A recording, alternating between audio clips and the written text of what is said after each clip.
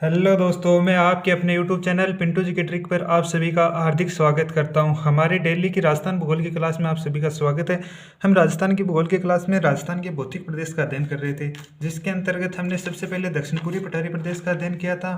फिर बाद में 2 नंबर पर हमने पूर्वी मैदानी प्रदेश का अध्ययन किया, फिर अरावली पर्वतीय प्रदेश का अध्ययन किया था। और आज हम राजस्थान के जो थार का मरुस्थल है, अपना पश्चिमी मरुस्थलीय प्रदेश या फिर थार का मरुस्थल, इसका अध्ययन करेंगे कि इसमें कौन कौन से जिले शामिल है, इसकी उत्पत्ति कब हुई, किस काल में इसकी उत्पत्ति हुई, और इसमें कौन कौन से जिले शामिल हो गए, इसमें कौन कौन सी खनिज पाई जाती है, और साथ में इसमें कौन सी खनिज पाई जाती है, और साथ में इसकी और क्या क्या विशेषताएं, इसकी लंबाई चौड़ाई कितनी है, और इसका क्षेत्रफल कितना है, इसमें कितनी परसेंट राजस्थान की जनसंख्या निवास करती है।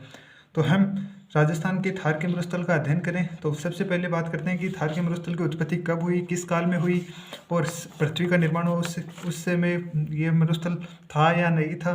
तो हम बात करें कि पृथ्वी की उत्पत्ति के समय इसकी थार के मरुस्थल की उत्पत्ति, पृथ्वी की उत्पत्ति के समय अगर हम चर्चा करना चाहें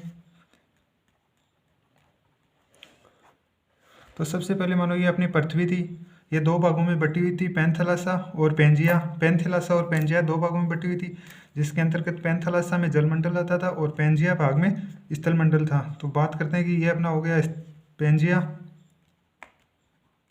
पेंजिया और बात करें ये हिस्सा पैंथेलासा। जब पृथ्वी का निर्माण हुआ था, पृथ्वी 2 भागों में थी, एक पैंथेलासा और एक पेंजिया। पेंजिया के अंदर स्थलमंडल आ जाता और पैंथेलासा जलमंडल। ठीक है, ये जलमंडल हो गया और पेंजिया के अंदर स्थलमंडल हो गया। अब बात करते हैं आगे, जब स्थलमंडल हो गया, जब मध्यजीवी यानी पृथ्वी की उत्पत्ति के समय पैंथेलासा और पेंजिया 2 भागों में बटी हुई थी। पृथ्वी जिसके अंतर्गत पैंथेलासा जलमंडल के रूप में और पेंजिया स्थलमंडल के रूप में हो गया। जब मध्यजीवी महाकल्प के ट्रेसिक काल के बाद में पेंजिया का जब विखंडन हुआ था, पेंजिया का जब विखंडन हुआ तो ये 2 भागों में बट गया था। पेंजिया के विखंडन होने पर उत्तरी पेंजिया और एक दक्षिणी पेंजिया, अर्थात इसे अंगारालैंड और गोंडवानालैंड के नाम से भी जाना जाता है। तो उत्तरी पेंजिया के अंतर्गत कौन कौन से महाद्वीप शामिल हुए और दक्षिणी पेंजिया के अंतर्गत कौन कौन से स्थलमंडल यानी महाद्वीप शामिल हुए, वो देखते हैं। और जो अपना पैंथेलासा था जलमंडल, वो स्थिर रहकर दो यानी पैंथेलासा का तो विभाजन नहीं होकर पेंजिया जब 2 टुकड़ों में यानी दबाव के कारण जब 2 टुकड़ों में बटा तो ये उत्तरी पेंजिया और दक्षिणी पेंजिया में बट गया। तो बात करते हैं हम बाद में जुरेसिक काल या फिर ट्रेसिक काल की हम बात कर रहे थे। ट्रेसिक काल में यानी पेंजिया का विखंडन कैसे हुआ, तो सबसे पहले पेंजिया का विखंडन हुआ तो उत्तरी पेंजिया और दक्षिणी पेंजिया। तो बात करें उत्तरी पेंजिया और दक्षिणी पेंजिया, या आपको इसकी जगह दूसरा नाम भी मिल सकता है गोंडवानालैंड और अंगारालैंड। अंगारालैंड और दूसरा नाम बताया मैंने आपको गोंडवानालैंड। अगर आप अब आगे बात करना चाहें कि उत्तरी जो पेंजिया है उसमें तो उत्तरी अमेरिका महाद्वीप और यूरेशिया महाद्वीप आ जाते हैं, और दक्षिणी पेंजिया के अंतर्गत लगभग दक्षिणी अमेरिका, अफ्रीका, अंटार्कटिका, अरावली यानी अपने राजस्थान का संदर्भ में बात करें, भारत के संदर्भ में बात करें तो प्रायद्वीप भारत आ जाता है, यानी राजस्थान में अरावली आ जाती है, और ऑस्ट्रेलिया महाद्वीप आ जाता है। इस प्रकार दक्षिणी पेंजिया में आ जाते हैं। फिर बात करते हैं कि जो पेंजिया और जिसका विखंडन हुआ तो ये जलमंडल बीच में था और तैथी सागर के रूप में थार के मरुस्थल की उत्पत्ति हुई। तो बात करें कि जो अपना थार का मरुस्थल की हम आज चर्चा कर रहे हैं उसकी उत्पत्ति किस काल में हुई, ये किसका अवशेष है, तो ये जो अपने तैथी सागर का अवशेष है थार का मरुस्थल। तो बात करें उत्पत्ति के समय, उत्पत्ति किस काल में हुई, उत्पत्ति तो अगर बात करना चाहिए थार के मरुस्थल की उत्पत्ति तो यह नूतन महाकल्प या चतुर्थक महाकल्प में इसकी उत्पत्ति हुई थी। दूसरा नाम नूतन महाकल्प, चतुर्थक महाकल्प भी मिल सकता है आपको, नूतन महाकल्प, नूतन महाकल्प या चतुर्थक महाकल्प। इसका तीसरा नाम की हम चर्चा करना चाहें तो तीसरा नाम क्या होगा, नियोजोइकेरा। ठीक है, अब बात करें कि जो अपना थार का मरुस्थल ही है क्या तैथी सागर के अवशेष के रूप में है या फिर यानी तैथी सागर के अवशेष के रूप में है या गोंडवानालैंड अंगारालैंड किसका भाग है या नहीं। तो बता दूं कि जब जलमंडल के यहाँ था तो वो धीरे धीरे तब सूखने लगा, तो रेतीली मिट्टी के रूप में इसका निर्माण हुआ थार के मरुस्थल का। और थार के मरुस्थल का जैसे जैसे निर्माण हुआ, जब वाष्पीकरण ताप वाष्पीकरण जल वाष्पीकरण के द्वारा उड़कर मिट्टी का निर्माण हुआ, तो थार के मरुस्थल का निर्माण हुआ। तो बात करते हैं कि राजस्थान के अगर संदर्भ में थार के मरुस्थल की बात करना चाहें तो ये राजस्थान का सबसे नवीनतम भौतिक प्रदेश भी आ जाता है। और अगर हम बात करना चाहें तो तैतीस सागर का अवशेष के रूप में, ठीक है, ये पॉइंट भी लिख लेते हैं, 33 सागर के अवशेष के रूप में। और बात करें कि राजस्थान का सबसे नवीनतम भौतिक प्रदेश आ जाता है, राजस्थान का सबसे पुराना अगर पूछा जाए तो अरावली पर्वतीय प्रदेश हो जाता है, राजस्थान का सबसे नवीन भौतिक प्रदेश आ जाता है। अब बात करें हमारे राजस्थान, मैंने इन उत्पत्ति के बारे में भूगोलविदा, दो भूगोलविदा के अनुसार अगर हम इनकी मत देखना चाहें तो सर सिरिल फोक्स और बेलेंफोर्ड के अनुसार इनकी उत्पत्ति टर्शियरी काल या तृतीयक महाकल्प या साइनोजोइक एरा में बताई गई है, जो कि पहले थार का मरुस्थल समुद्र के नीचे था। जैसे जैसे थार का मरुस्थल समुद्र के नीचे था अर्थात 33 सागर के अवशेष के रूप में था, तो जैसे जैसे 33 सागर की उत्पत्ति 33 सागर सूखकर थार के मरुस्थल का निर्माण हुआ। और बात करें कि चतुर्थ महाकल्प में प्लेस्टोसीन काल में समुद्र का जैसे जैसे पीछे हटना हुआ अर्थात समुद्र का सूखना प्रारंभ हुआ वाष्पीकरण के माध्यम से। और तीसरा कारण मानवीय क्रियाकलापों जैसे अतिचारण, वनोन्मूलन, मर्दम, जल की अनुचित प्रबंधन के द्वारा, इन सभी मरुस्थलीय कारणों के कारण थार के मरुस्थल की उत्पत्ति हुई। और बात करना चाहिए कि थार का मरुस्थल इसके कारण कौन कौन से थे, यानी 33 सागर के अवशेष है उसका कारण कौन कौन से हैं। तो 33 सागर का अवशेष है उसके हमारे को कौन कौन से कारण देखने को मिल रहे हैं, जिससे ये पता लग रहा है कि ये 33 सागर का ही थार का मरुस्थल अवशेष है। तो हम देखते हैं कि जो अपना थार का मरुस्थल है उसमें खारे पानी के जिले खूब है, और चट्टानों की यानी टर्शियरी कालीन की जो औषधि जो चट्टान थी जिसमें जीवाश्म खनिज के भंडार भी खूब है, जैसे कोयला, पेट्रोलियम, चूना पत्थर, गैस, प्राकृतिक गैस वगैरह। और बात करना चाहिए कि जो अपने जैसलमेर डिस्ट्रिक्ट के अंतर्गत जो जैसलमेर में जो कुलधरा ग्राम में जो प्राकृतिक जीवाश्म के खनिज यानी प्राकृतिक जीवाश्म के भंडार मिले हैं, उनसे ये सिद्ध होता है कि ये 33 सागर का ही अवशेष था। तो बात करना चाहिए अगर हम राजस्थान के अगर दो वैज्ञानिक हुए उनके मत देखना चाहें तो सर सिरिल फोक्स व एक वैज्ञानिक भूविज्ञानी, तो वो थे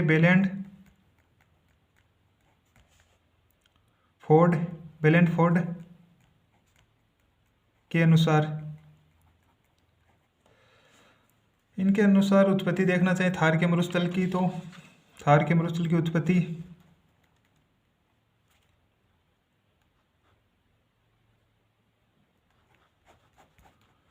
इनके अनुसार उत्पत्ति आ जाती है टर्शियरी कालीन या फिर साइनोजोइक एरा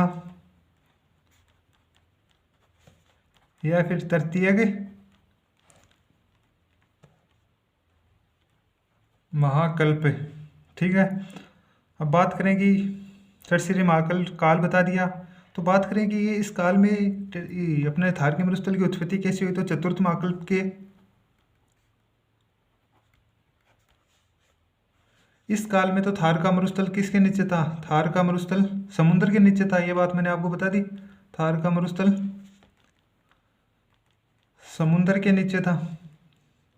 अब बात करना चाहिए हम चतुर्थ महाकल्प में चतुर्थ काल के प्लेस्टोसीन काल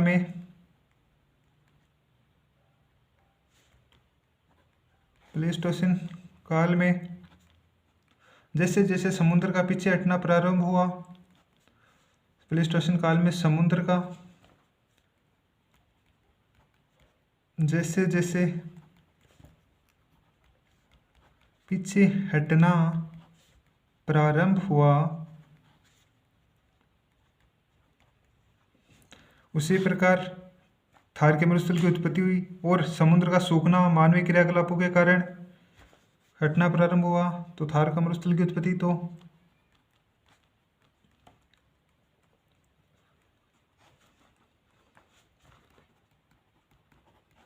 और कारण देखना चाहे तो यानी अतिचारण पशुओं के द्वारा, मानवों के द्वारा अतिचारण करवाया गया पशुओं का, तो रेतीली मिट्टी यानी मरुस्थल का निर्माण हो गया।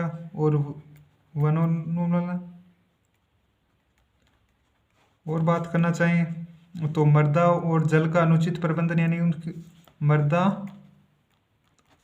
व जल का अनुचित प्रबंध। अब बात करें कि जो अपना थार का मरुस्थल है 33 सागर का अवशेष है, तो इसके कारण कौन कौन से हैं। तो हम बात करते हैं कारण की। 33 सागर होने का कारण देख लेते हैं। 33 सागर के अवशेष के अगर हम कारण की चर्चा करना चाहें तो सबसे पहले आ जाता है कि 33 यानी थार के मरुस्थल में जो अपने खारे पानी की झीलें हैं, तो खारे पानी की झीलें होने का, खारे पानी की झीलें। और दूसरा कारण देखें तो दूसरा कारण की बात करें तो ट्रसरी कालीन अवसादी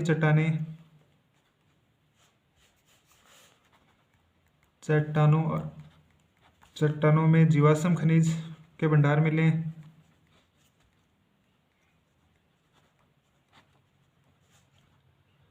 जीवाश्म खनिज के भंडार बात करना चाहें कि कौन कौन से जो खनिज मिले हैं उनकी बात करना चाहे तो कोयला आ जाता है, पेट्रोलियम पदार्थ आ जाते हैं, प्राकृतिक गैस आ जाते हैं, और चूना पत्थर। तो बात करना चाहें तो चूना पत्थर, कोयला, पेट्रोल, और बात करना चाहे तो प्राकृतिक गैस। थार के मरुस्थल में इनके खूब भंडार मिले हैं।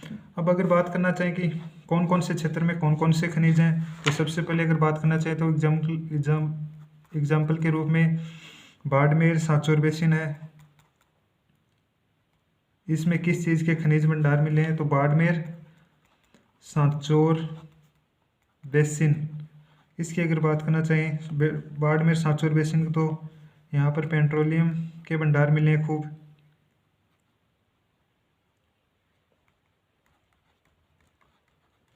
पेट्रोलियम के भंडार। फिर बात करना चाहिए हम सागड़ सब बेसिन।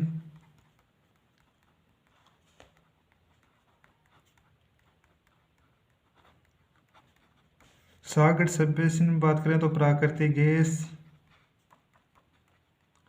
ठीक है, इस प्रकार हमने जो जो खनिज के भंडार मिले उनकी चर्चा कर रहे हैं। तो फिर बात करते हैं नेक्स्ट पॉइंट की।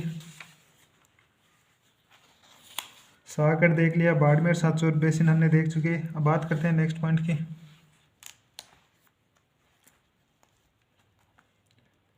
पलाना क्षेत्र या कपोडी जालीपा नाम आ जाए, इसमें कौन कौन से पलाना क्षेत्र या कपोडी जालीपा, तो इसमें लिग्नाइट कोयले के भंडार आ जाते हैं। लिग्नाइट कोयला के भंडार। ठीक है, फिर बात करें सोनू क्षेत्र, तो वो आ जाते हैं चूना पत्थर के भंडार। तो ये सब थार के मरुस्थल में स्थित हैं। अब बात करते हैं नेक्स्ट विशेषता की कि हमने थार के मरुस्थल में जो जो खनिज मिले उनकी चर्चा कर ली। अब बात करें कि अगर तीसरा पॉइंट हमने बात करें कि जैसलमेर के जो कुलधरा ग्राम, जैसलमेर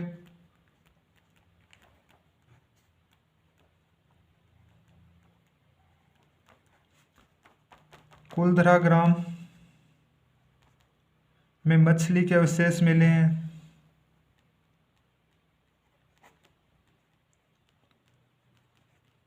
ठीक है, फिर हम आगे बात करना चाहें कि इस जो अपना थार का मरुस्थल है, ये राजस्थान भारत में किन किन राज्यों में विस्तार है और इसको किस किस नाम से जाना जाता है, भारत में किस दिशा में स्थित है और राजस्थान की किस दिशा में स्थित है, और राजस्थान के भारत के कितने टोटल राज्यों में इसका विस्तार आ जाता है। और अगर हम बात करना चाहिए थार के मरुस्थल क्या राजस्थान यानी भारत के अलावा भी किसी देश में है, तो ये अरब देशों में भी है, जिस जहाँ पर उन्हें इसे कबीर के नाम से और पाकिस्तान में चोलिस्तान के नाम से जाना जाता है। तो हम बात करते हैं कि भारत में इसके नाम की, भारत में थार के मरुस्थल का विस्तार देख रहे हैं हम। भारत में किन किन राज्यों में भारत में थार का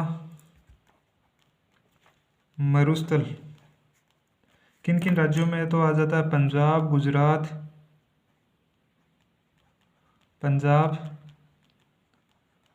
गुजरात, हरियाणा और राजस्थान। ठीक है। अब अगर हम बात करना चाहें कि भारत की किस दिशा में, तो भारत में उत्तर पश्चिम साइड में थार का मरुस्थल आ जाता है भारत के संदर्भ में। और राजस्थान में देखें तो पश्चिमी राजस्थान में, तो थार का मरुस्थल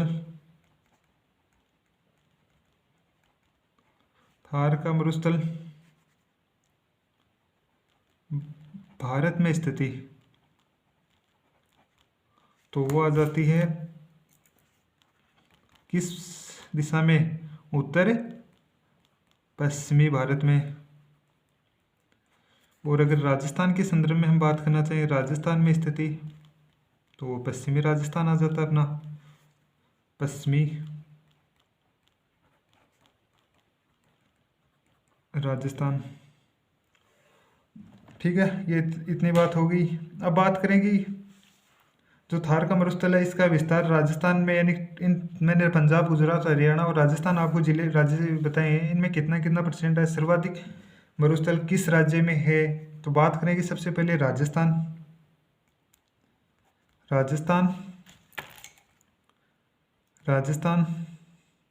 गुजरात, पंजाब और हरियाणा। तो बात करेंगे जो पूरा मरुस्थल भारत में 100% है, उसका लगभग 58.68% भाग तो ओनली राजस्थान में, तो सर्वाधिक राजस्थान में विस्तार हो गया। फिर 12.85% गुजरात में आ जाता है, पंजाब में बात करें तो 7.8% आ जाता है, और हरियाणा में अगर हम बात करें तो 6.12% आ जाता है। इस प्रकार ये हो गया।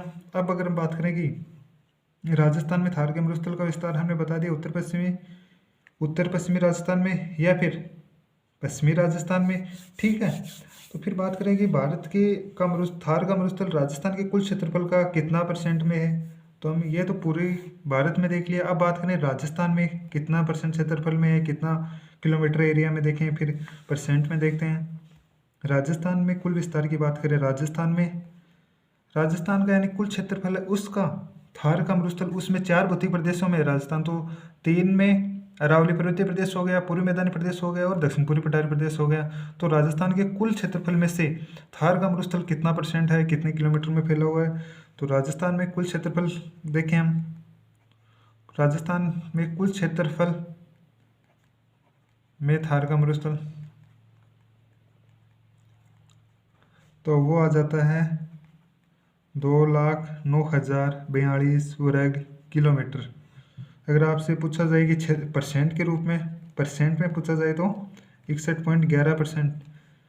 ठीक है, ये बात हो गई। यहाँ एक इम्पोर्टेंट पर्सन बन रहा है कि राजस्थान के यानी कुल, आपसे ऑप्शन देकर पूछा जाए कि राजस्थान में थार का मरुस्थल 1/3 भाग में पाया जाता है, 2/3 या 1/3 या 1/4 भाग में, तो राजस्थान में थार का मरुस्थल लगभग 2/3 भाग में पाया जाता है, क्योंकि 60% क्षेत्रफल घेर रहा है 2/3 भाग में।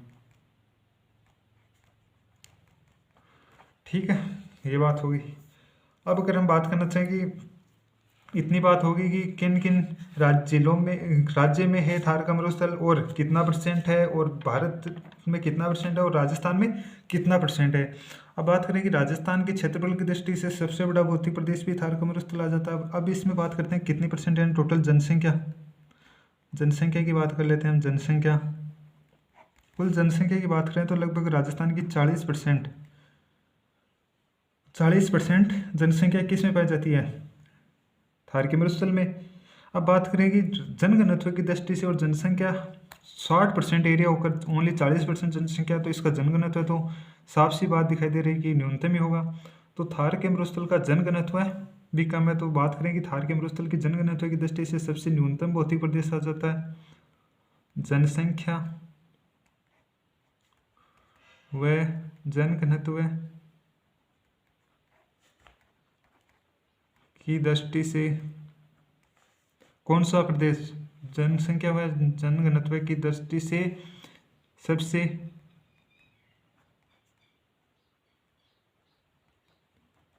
न्यूनतम